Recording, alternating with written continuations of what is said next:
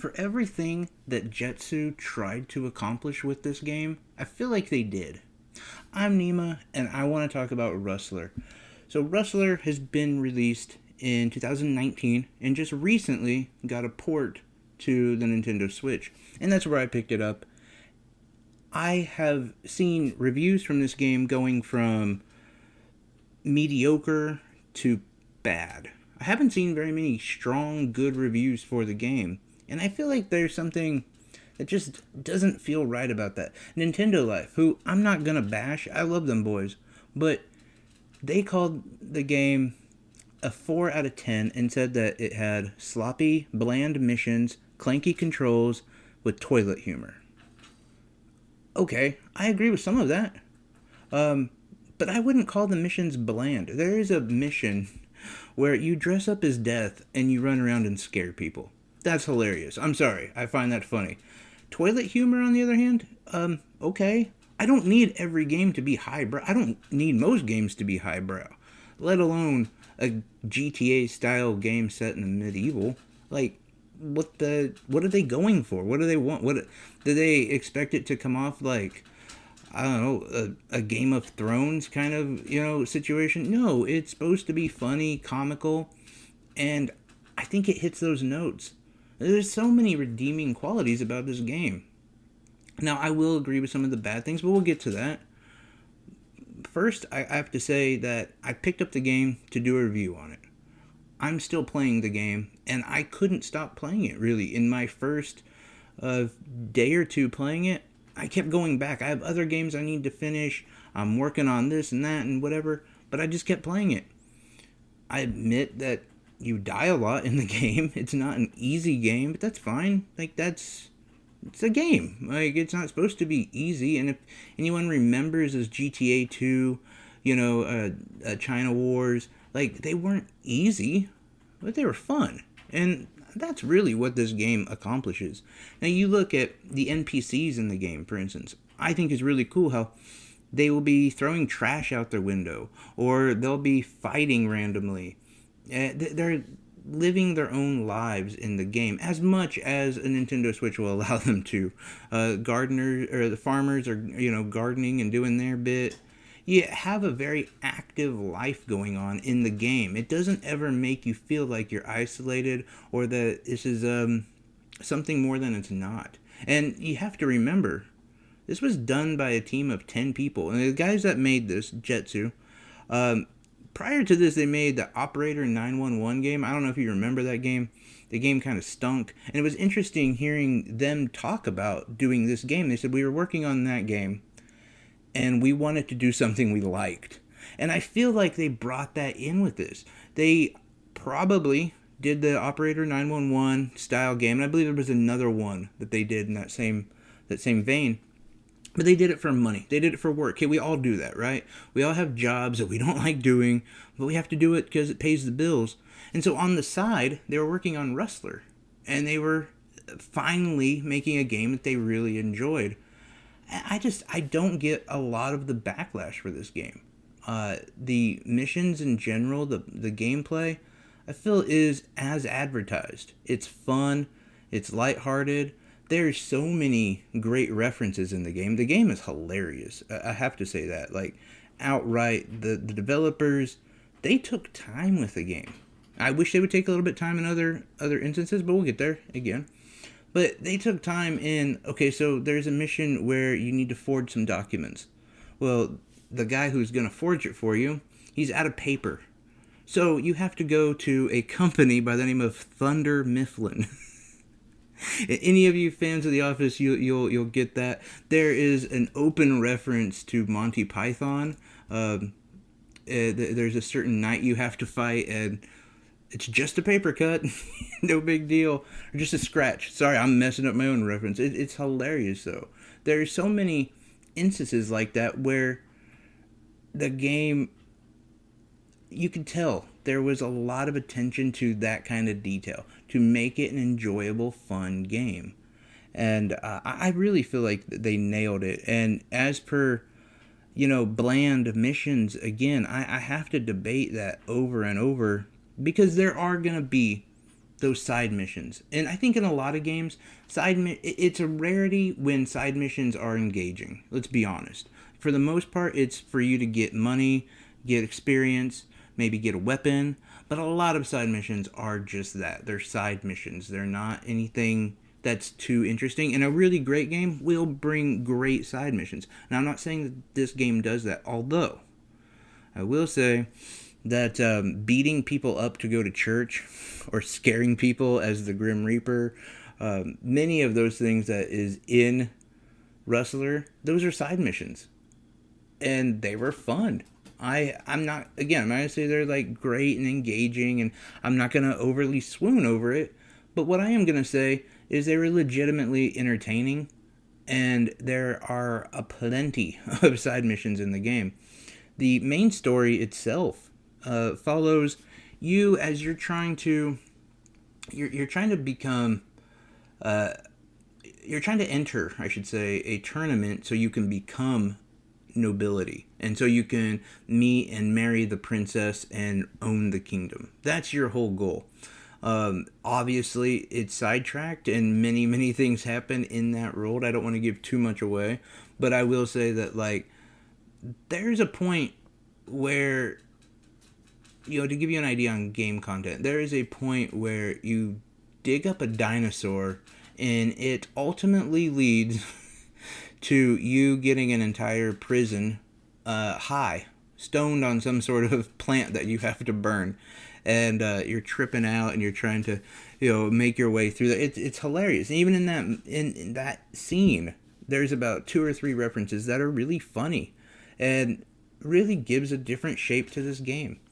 Now, as per the bad side of it. Now, I know a lot of people have said that one of the small things they liked about it was the audio. The sound was really good. I have to somewhat disagree. I like the music. I think the music's pretty cool. I like that you can pick up a bard and they will change the music. And that's kind of cool. I like some of the, like, you can find random beatboxing people and stuff like that. There's a lot of, like, kind of modern-esque rap influences in the music. I enjoy that, but at the same time, there was many times I was playing and you just hear, like, people scream. And it was annoying, to be honest. It wasn't, like, unsettling. It wasn't creepy. It was just annoying. Because you would just hear in the background, ah, ah. It was really annoying. Like, and I didn't love the audio. I thought it was fine. The characters do Sim speak, which if you've played The Sims, you know what that is. You know, that kind of, doing sound effects today. You guys should be happy. But no, it wasn't great. All right, and the graphics and gameplay in general. Gameplay had a weird instance too, where I shouldn't say instance because it happened a lot, where there would be like a line that would go horizontally across the screen, and this would happen quite a bit.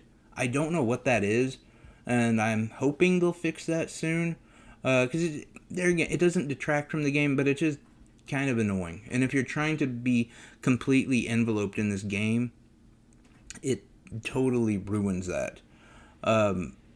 Because you'll just, I don't know, it's almost like if you're watching like a TV in the 70s or something and they get those like weird horizontal, there's only one single one usually, but it's enough that like they need to work on that. Outside of that, it's a Nintendo Switch game. So, really in the vein of like Chinatown Wars. I think that's a really good comparison. I know a lot of people are going GTA 2, but I actually really think Chinatown Wars is a little bit better comparison. So, I mean, the graphics are fine, and the character animations and all that, it's fine. The star of the game, as we said, is gameplay. It's entertainment. It's enjoyability. The other things that this game gets really just raked through the coals on is its controls. And admittedly, the controls are tanky and loose, and they need to be fixed. Now, it's not completely horrible, and I think maybe some of that is made up because of the fact that I died multiple times, I feel like, because of the controls. And it wasn't really the game itself as much as maybe you compare the top down with the stamina gauge, and you pair those two with just slightly sloppy controls, and yeah, you end up in dying multiple times. But the one thing I think it saves is that the fact that it loads really fast, so it wasn't too annoying to die. Like, I knew it was just kind of, a slight annoyance. Like, oh, okay, I have to restart and get back to where I was. But it wasn't nearly as bad as I think it would have been if it had been like a long process to load in the game. But the controls they're not great. And in fact, sometimes when you're riding around on the horse and stuff like that, and you end up, like, especially when you're being chased by the cops, which another downside of this game is it is really hard to lose the cops in this game, or the knights as they are. But you'll just get stuck sometimes. You'll get stuck, and then you have to, like, get off your horse and roll and kind of keep trying to roll out of where you're stuck, and you'll eventually get out or you'll die. So yeah, the controls are bad. They need to be updated. They need to be fixed a little bit. Again, as someone like me who really values the controls, that was my issue with Baldo. One of my issues with Baldo is I felt like the controls were sloppy and bad. It wasn't overwhelmingly bad. Like, I don't think this game's broken. I think anyone could pick up this game and they would see the merit. They would see the value of this game. With that being said, another issue I have is the value. For us, it was $29.99, and that's a lot of money. And it's not only because of the controls. It's not because of the, like, performance issue. It's not because of any of that. It's actually because the game's only about 10 hours. So it's, 8 to 12 hours in between that with side quests and whatever. And then you add on all those small little issues, and I just see like a $20 game. But that could be me just being cheap. I don't know. I think some people are going to be happy with it, and they're going to be fine paying that, because you can tell a lot of work did go into it. And that's where it's a little bit, I don't know, it's a little bit glum that they put in so much detail on the narrative, on the dialogue, on, this and that, like, for one, they then go and don't tighten up the controls. They named the main character Guy. And it even says in there, because your parents were unoriginal and uncreative, they named you Guy. And your best friend in there is Buddy. Like, that kind of stuff, which I think is more of a meta, laughing at the game.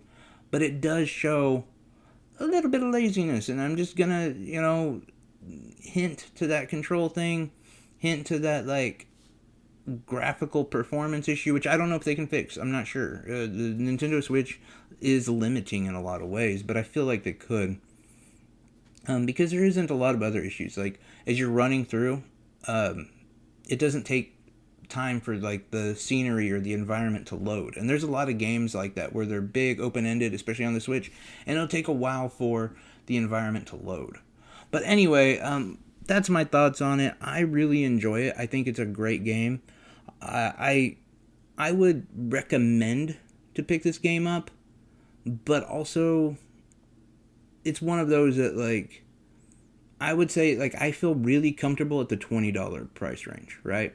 But if you're into that style of game and you haven't had one for a while, the extra $10, that $30 price point, it's fine too. It's a good game. It's way better than what it's getting rated at right now. I don't know what a lot of the reviewers are looking for in this game. I don't think it's fair to compare it to Rockstar and GT. I mean, they've got a huge group of development. They've got a huge team, like, not just in the dev, but at every aspect they have a huge team. This is 10 guys who did this as a side project, and I think they did a really good job. Anyway, that's my thoughts on it. I'm curious what your thoughts are on it as well. If you've played it, if you're interested in picking it up, either way, I'm interested in the conversation. I appreciate you guys. Please like, subscribe, do all that good stuff. I truly, truly do appreciate you spending your time with me. You have a good one.